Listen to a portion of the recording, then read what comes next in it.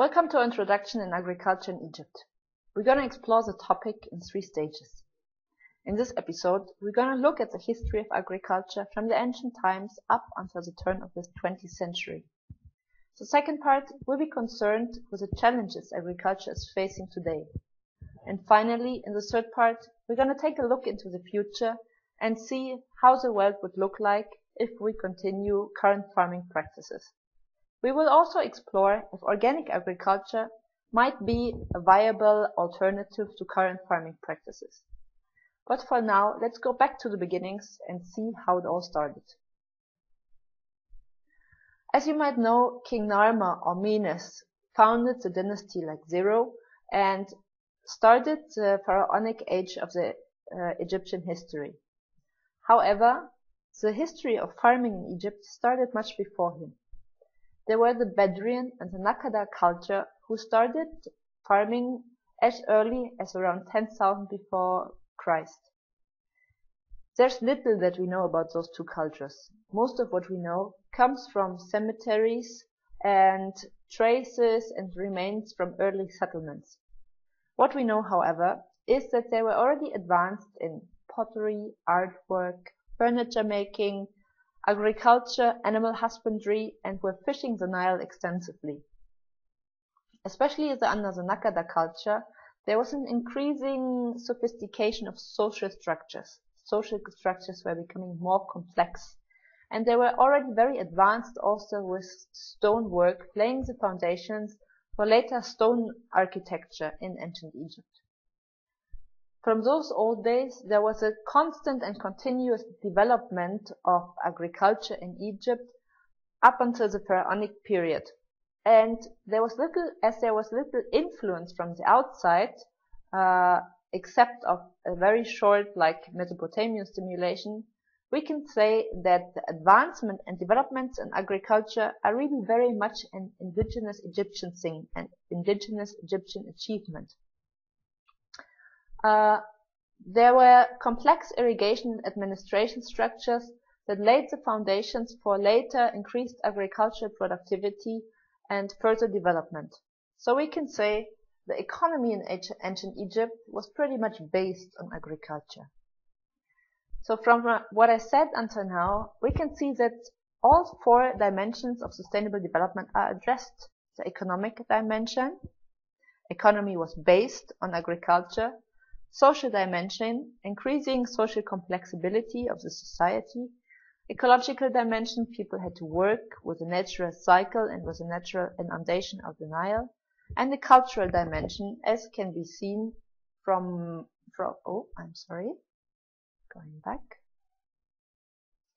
pictures like these.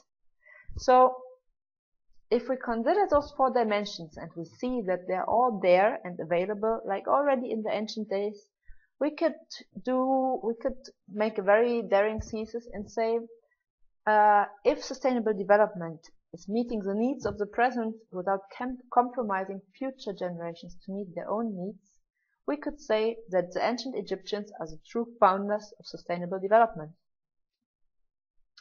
This reflects very much on pictures like these with irrigation channels. We see like animals used for transportation and as a power source, and also like for plowing the land. Basically, the advancements after that can be seen in 2 stages. The first, the beginning, where people had to work with annual inundation and practiced winter flood recession cropping, and later, after the invasion of the Greeks, the seasonal irrigation cropping. We now get a look at both like one after another. The flood recession cropping was practiced from around 6000 before Christ until the Greek invasion at 300 before Christ. It basically means that all life in ancient Egypt was shaped by the annual flood.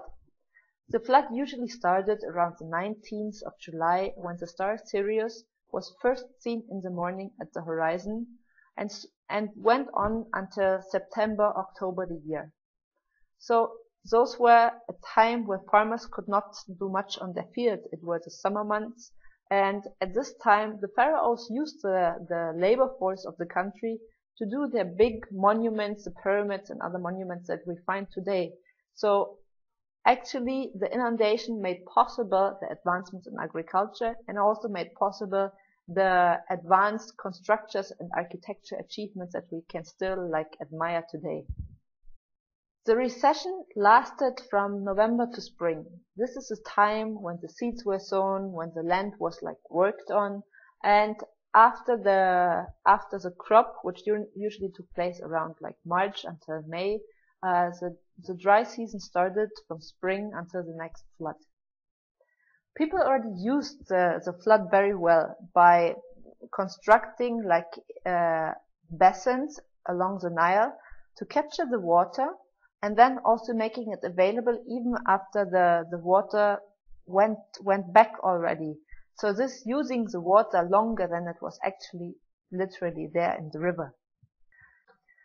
People were also applying a 2-year rotation system and harvested, as I said, from March to May. Usual crops were cereals, vegetables, fodder and forage vegetables, as well as textile plants. So the yields could support 4 to 5 million people. However, the population at that time is estimated to be around 250 people. However, the benefit and the flourishing of the country totally depended on the Nile. So in years with a good flood, there was abundance and wealth and affluence in the country, and the years with a low flood were the meager, the hunger years, we can say. The society in those days was highly divided and with very, very strict separations between the castes of the society, the pharaohs, the viziers, the scribes, the officers. So farmers were not working for their own benefit, but were usually peasants with little power over their land, just paying tributes for the pharaoh, and had little privately owned land and little possibility to invest in the land that they were working on. The irrigation cropping lasted from the Greek invasion at around 300 before Christus until today. With Alexander the Great, 330 before Christ, he introduced 2 very important, very relevant innovations to the country. The Archimedes screw and the Sa'ya, the water wheel that can still be found in Fayum, for example. Those 2 innovations made it possible to elevate water from the Nile to low-lying fields and land areas, even outside the Nile flood. Those techniques were further developed through the Roman conquest of Egypt and then later until the Arab conquest of Egypt. However, through the lack of servant labor, a lot of animals, wind and hydraulic energy was used in agriculture.